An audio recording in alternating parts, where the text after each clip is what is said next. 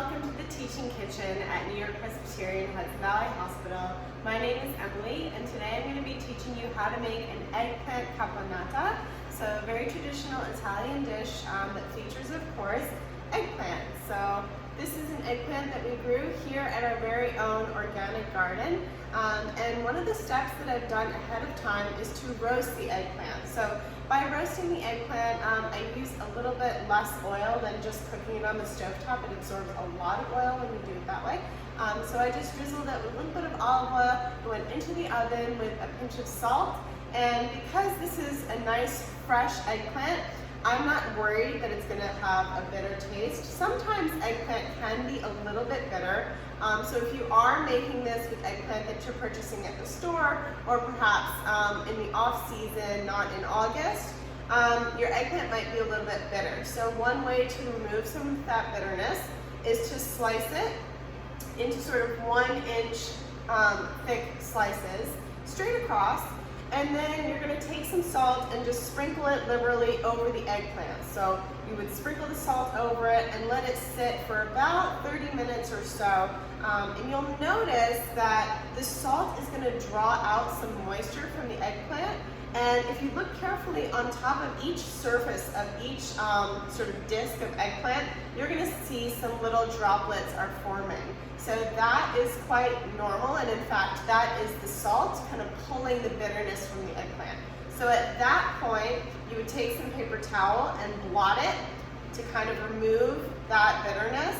And you can even give it a quick rinse under water very, very quickly, because eggplant is like a sponge. So very quickly you could rinse it underwater to remove any excess salt, and that is one of the ways in which I remove bitterness from eggplant. So moving right along, this eggplant has been tossed in a little bit of oil, a little bit of salt, placed onto a large sheet pan with some parchment paper to prevent sticking. And I roasted it for about 20 to 30 minutes until it was soft and soft and sort of charred. So this is what it looks like after it's been roasted. So this was roasted for about 30 minutes or so. You can see it's lightly browned and it's really nice and soft. So that's the eggplant we're going to be using for this caponata dish today. Other ingredients that we're going to need for this are onion, some celery. This is a celery variety from our garden called cutting celery. So you can see it's got a lot of leaves. Those leaves are completely edible. We're going to throw them right in. Any kind of celery will do. Some tomato, or you could also use canned and diced tomato if you prefer. We're using fresh today because it is August and tomatoes are abundant, so we're going to be using some fresh tomatoes. We're going to be throwing in some garlic, some capers, and I always rinse my capers when I take them out of the jar because they are kind of sitting in this brine solution, so you want to make sure you give them a good rinse so that any extra salt comes off. We're going to be throwing in some golden raisins. You could use regular raisins as well, or currants, or if you don't like the sweetness that that adds, you can leave it out.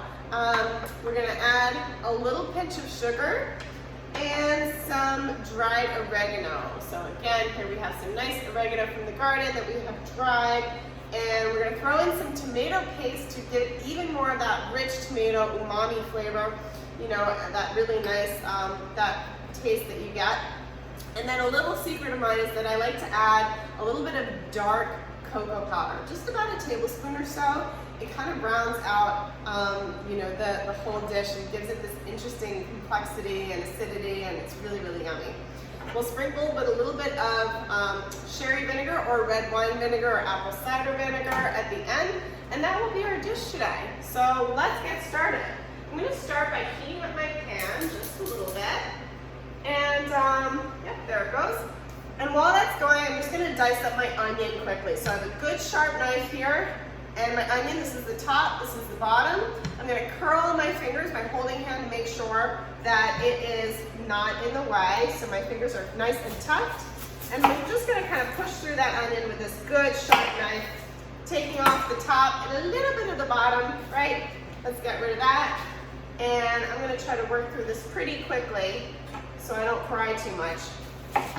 All right, so I cut right through the bottom. Now I split it in half, and now it's going to be easier to peel. So this way, this part comes right off, right? You could use red onion for this as well. You could use shallots if that's what you have. Really anything in this family will work well and be really tasty. Okay, so there's our onion, nice and peeled. And for this dish, you can either do sort of a dice, or if you prefer, you can do slices, whatever you like. So I'm gonna go for slices today, straight across. And I'm making these relatively thin. So each one is about 1/4 inch or less in thickness. Okay, and it gets a little tippy towards the bottom, right? You don't have a lot of surface area there. So knock it over, get a larger surface area for your base. It'll be easier to cut through. Okay, let's do that with our other half. So I made this with red onion before too. The red onion is a little bit sweeter, so just keep that in mind if you're using a red onion. Maybe add a little less sugar, but it's really, really good either way. All right, beautiful. We have our onions sliced up and ready to go. We're going to be using some extra virgin olive oil today. So I always store olive oil in a cool, dark place, and then I have this, out for the week to use. But generally, you want to store olive oil in a cool, dark place to inhibit any photo oxidation. So we're going to pop this right into our hot pan. You can hear it sizzle right away. That's good. That's what we want. All right. Always work with a clean cutting board. So I just added enough oil to really cover the bottom of the pan. And that's going to help prevent sticking. The other things that help to prevent sticking are actually that the pan is hot, right? If you start off with a good hot pan, that'll help to prevent any sticking. So the pan that I'm using today is a stainless steel variety. There we go. And I'm just kind of breaking these pieces apart with my spoon. And we're going to saute that a little bit and get it nice and soft. Let's add a little sprinkle of salt. Just about a 1/4 teaspoon or so. That's going to draw the moisture out of the onion and help to saute. And then our next step is going to be, so I have this sort of on a medium heat, right? Our next step is going to be to add our celery. So similar to the onion, I'm just going to curl my fingers, use the rocking motion of my knife here, cut straight across. So I'm kind of inching my fingers back as I'm cutting. All right, let's bunch some of these leaves up here. We're going to give these a nice mince. Kind of chop that up really nice and fine. So if you want to get even smaller on these leaves, you can put your hand on top and try this kind of motion. This is really useful for keeping your hands safe and out of the way, right? So you can kind of scrape together gently and chop apart.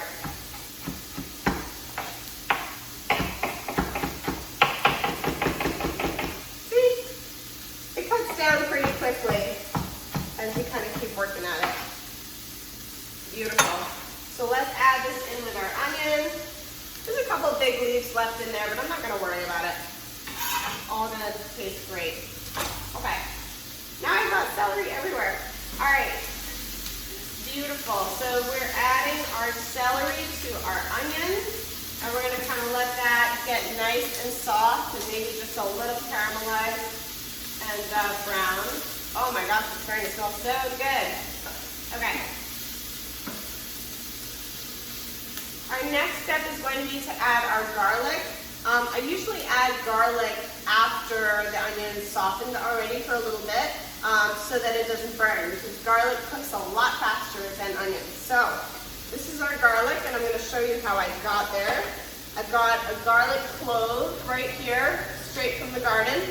And you can use the side of your knife and your body weight to kind of press down, and that will pop the skin right off. So you can see how easy it is now to take the skin off, right? Everything just kind of comes loose when you pop it. There you go. Clean and ready to go. Another option could be to use the bottom of a can or something with a flat surface and kind of give it a tap that way. That'll help to take the skin off also. So you can take off this little tiny, there's this little tiny root part. You can get rid of that. It's not really yummy. And then we're just going to gently slice across and mince this up. So garlic's really small, so it's hard to kind of hold on to. So again, if you want to employ this technique, just kind of chopping across. Really, really simple. All right, there's our garlic. And I'm going to add that in. So, 3 or 4 cloves of garlic, depending on how big they are, make this dish really delicious. All right, let's add this in. So you can see now the onions have lost their rigidity. They're starting to soften and kind of get a little brown and caramelize. Smells really good. Let's add our garlic. Let's give this a minute or two just to kind of take on some heat from those onions. All right, so other things that we're adding to this are tomato. So for our tomatoes, I have some nice tomatoes from the garden. Any variety of tomatoes will work though. It doesn't have to be this plum tomato. It can certainly be a juicier variety, whatever you prefer. So I'm just going to take off the top, and you can either saw the top off, just make a little sliver like that, or you can kind of go in at an angle and pop out the top that way. So you've got several options in taking the top off. When working with tomatoes, it's actually better to use a knife with a serrated blade. This will help to saw through the tomato instead of kind of smushing through it with a flat blade. So this is nice and easy. So try to get a flat surface to work with, right? So I'm cutting my tomato in half. Now I've got a flat surface, and I'm just going to make a little tunnel, draw the knife right through, and chop it up into chunks. Right? Pretty simple. You want everything to be about that big, more or less. It can be approximate. Okay, so we've got our tomatoes ready to go. We have some tomato paste as well. So this is just regular tomato paste. You can always freeze tomato paste. Sometimes you don't use the whole can like today. You can just oil an ice cube tray and put the tomato paste in there and have sort of tablespoon-sized ice cubes ready to go. So for this dish, we're only going to add about a tablespoon or so. Add that in there. And let's move this around and kind of get it integrated. They also sell tomato paste that comes in a tube, so you can put the top back on. That's really useful also. All right, we got our tomato paste. There we go. Let's add our tomatoes. And let's not forget some other things we're adding today. A little bit of sugar. These tomatoes are pretty sweet already, so I'm not even going to add the full spoonful. We got our dried oregano. We have some capers here, so if you want, after you have kind of rinsed them, you can chop them if you want them even smaller to kind of have them more interspersed throughout your dish. So this works well. And caponata traditionally has Kalamata olives in it as well. I forgot to get our Kalamata olives today, so you know what? We're just going to make it without the Kalamata olives. You can always add them in later, so don't worry about that. If you forget an ingredient, you can always just kind of make do without it. All right, so we added the oregano, the tomato paste, the capers are in there, and this is all going to kind of stew for a little bit. And we're also going to add, let's not forget our secret ingredient, some cocoa powder. So it seems sort of counterintuitive, but it is really good. So just about a spoonful of cocoa powder. Pretty simple. All right, I also have our golden raisins, so we can throw those in too. And let's let's not forget, our main event will be to add the eggplant. So I just want to kind of make sure all these flavors get combined as our base, and then of course we're adding our eggplant. It's already been cooked. Remember, it's been roasted, right? So we're adding that in.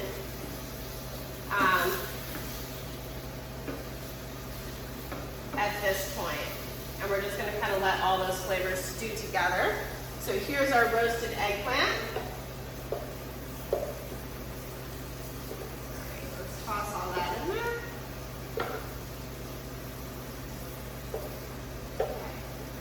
Very nice. All right, I have a roasted squash that made its way in here too. All right, you can throw some roasted squash in here, right? Why not? It'd be good.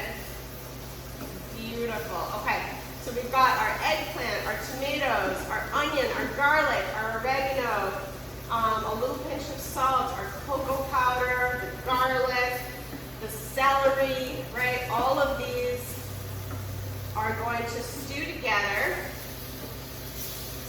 And you just want it to stew kind of on a low heat for 15 to 20 minutes or so. So I'll just show you what it's looking like over here.